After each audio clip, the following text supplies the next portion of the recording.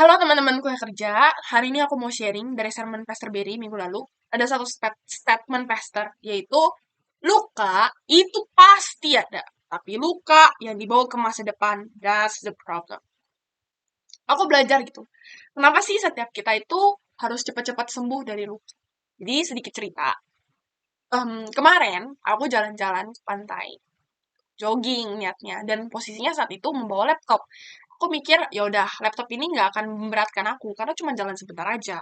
Memang betul, nggak memberatkan. 1 menit, 3 menit awal. Tapi setelah 5 menit dan jalan gitu ya di pertengahan, laptop itu mulai terasa berat. Dan itu membuat aku jadi males dan mager banget untuk jalan sampai akhir, sampai ujung. Mungkin sama kayak luka. Luka itu kecil, atau mungkin lukanya mungkin gak berasa gitu, dan terus didiemin. Tapi luka itu adalah sampah yang setan taruh di dalam hidup kita, yang mana saat kita tumpuk sampah itu, beban itu memberatkan kita dan membuat kita nggak bisa jalan sampai garis akhir. Makanya dari kemarin kita selalu di-remind untuk jadilah orang-orang yang cepat sembuh dari luka. Tapi gimana sih supaya setiap kita ini bisa sembuh dari luka kita?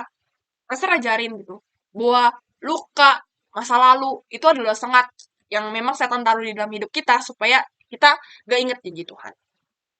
Tapi yang dikatakan enggak. Di Filipi 3 ayat 13. One thing I do is forgetting what is behind and straight to the forward is ahead. Jadi sembuh dari luka itu dengan melupakan masa lalu dan fokus sama semua panggilan yang Tuhan kasih di dalam hidup kita. Pastor ajarin bahwa untuk sembuh dari luka itu, ya yang pertama itu adalah jangan punya pelarian yang salah. Saat kamu luka, jangan larinya ke pergaulan yang salah. Saat kamu luka, jangan habisin waktu kamu di sosmed atau di hal-hal yang salah. Tapi punya pelarian yang benar, yaitu di bawah kaki Tuhan, di saat teduh kamu, dan minta Tuhan beresin semua luka kamu. Nah, yang kedua adalah nubuatkan terus semua janji Tuhan, panggilan Tuhan di dalam hidup kamu. Remember semua janji Tuhan yang besar, dan terus perkataan itu.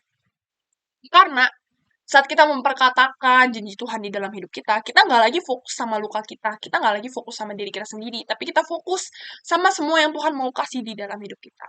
Dan Pastor juga ajarin kita, overcomer, XO, kita itu adalah warrior-warriornya Tuhan, di mana saat kita sebagai seorang prajurit di medan peperangan, nggak mungkin namanya kita tuh nggak akan terluka.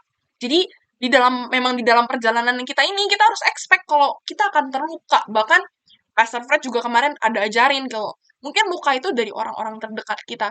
Tapi mau nggak sih setiap kita jadi orang-orang yang cepat sembuh dari luka itu, yang nggak hanyut di dalam luka itu, tapi cepet-cepet beresin di bawah kaki Tuhan. Karena ujungnya setiap kita harus sembuh dari luka, itu supaya semua panggilan Tuhan itu bisa terjadi di dalam hidup setiap kita. Biar setiap kita itu bisa cepat cepat sampai di purpose yang memang Tuhan mau taruh di dalam hidup kita. Dan ada satu lagi gitu, as a warrior-nya Tuhan gitu, kenapa ya? Aku belajar gitu, luka itu bisa terjadi, misalnya luka itu bisa ada muncul saat kita itu memusingkan diri kita sendiri dan terlalu memikirkan me, myself, and I. Karena kalau misalnya saya belajar gitu, saat aku nggak mementingkan diriku sendiri, tapi aku fokus sama semua tujuan besar yang Tuhan kasih buat hidupku, buat overcomer, aku nggak lagi memusingkan diriku sendiri. Itu membuat aku bisa jalan sampai garis akhir dan nggak memusingkan lukaku. Dan bahkan, um, mungkin itu menyakitkan, tapi karena aku fokus sama apa yang Tuhan mau kasih, itu nggak matters lagi, itu nggak mempengaruhi aku. Jadi, fokuslah sama tujuan Tuhan, panggilan Tuhan di dalam hidup kamu, maka kamu akan berjalan sampai garis akhir, bahkan bisa long run sama apa yang Tuhan mau kasih sama perjalanan bersama-sama dengan overcomer. Dan aku juga belajar gitu, eh aku juga belajar gitu. Ujungnya saat kita sembuh dari luka, setiap kita ini bisa dapat berkat Yusuf. Tapi memang sembuh dari luka, Petrus pun untuk sembuh, untuk melupakan masa lalu, itu harus diusahakan. Jadi jangan pernah lelah memperkatakan, jangan pernah lelah bernubuat, jangan pernah lelah untuk terus beresin semua lukamu di saat teduhmu dan disiplin. Karena itu yang akan menyelamatkan setiap kita.